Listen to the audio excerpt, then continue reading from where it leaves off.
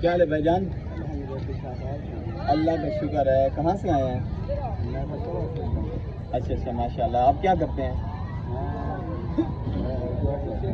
ٹھیک ہے. شادی ہوا ہے آپ کا؟ اچھا, ابھی سوچا بھی نہیں ہے؟ کسی کو سوچنے کا موقع بھی نہیں دیا؟ اچھا صحیح ہے. کرنے کا ارادہ بھی ہے کہ نہیں ہے؟ اچھا ٹھیک ہے. وہ اس لیے میں پوچھ رہا تھا کہ نہ سوچا ہے نہ سوچنے کا موقع دیا. اس صورت میں پھر وہی ہو سکتا ہے نا.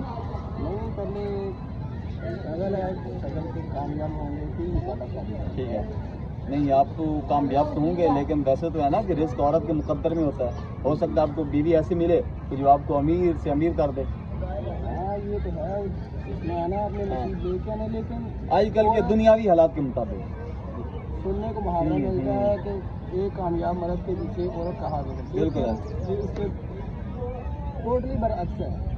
عورت سب سے پہلے چوز اس کو کرتی ہے جو کامیاب مرد ہوتا ہے. بالکل ایسے. یہ عورت بھی چوز اسے کرتی ہے اور ہم لوگوں کی یہی فطرت ہے. پہلے سوال کرتے ہیں آپ کا شوہر کرتا کیا ہے, چاہے باقی جیسا مرضی ہو, لیکن ہمیں اس سے برعکس چلنا چاہیے. اللہ تعالیٰ آسانی فرمائے گا. اچھا بھائی, ہم آپ سے ایک چھوٹا سا سوال پوچھیں گے.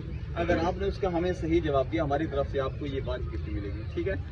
آپ کیونکہ تھوڑا سا دین سے تعلق رکھتے ہیں, اس لیے ہم آپ سے تھوڑا سا اسلامی سوال پوچھیں گے, آسان سا. آپ یہ بتائیں کہ حضرت آدم علیہ السلام نے سب سے پہلا پھل کون سا کھایا؟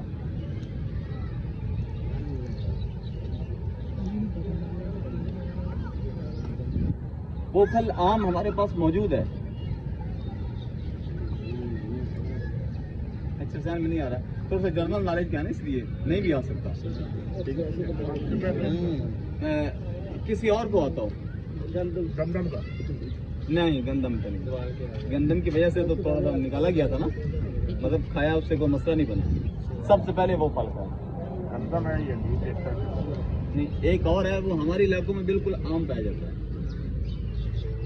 اور کوئی سوال کر لیں. اچھا, دنیا میں سب سے پہلے طلاق کس مرد نے دی؟ نبی میں آئے, نبیوں میں کوئی آئے, انہوں نے طلاق دی ہے سب سے پہلے. صحیح ہے. چلو, آپ اس کے علاوہ کوئی ٹیلنٹ ہو, کچھ کہنا چاہو گے عوام الناس کو؟ بس آپ ان کو اپنے کام پہ فوکس کریں. جی کافی. سب سے پہلے مرد حضرات کو تو چاہیے کہ اپنی شکل کامیاب ہونے کے لیے محنت ضروری ہے. ٹھیک ہے, تو اگر محنت کریں گے کامیاب ہوں گے تو پھر ہی آپ کو جس کو شادی وغیرہ کہتے ہیں یا اگلی منزل, ٹھیک ہے, اس کے علاوہ آپ کو کوئی بھی لڑکی یا کوئی بھی نکاح کے لیے دعوت نہیں دے گا.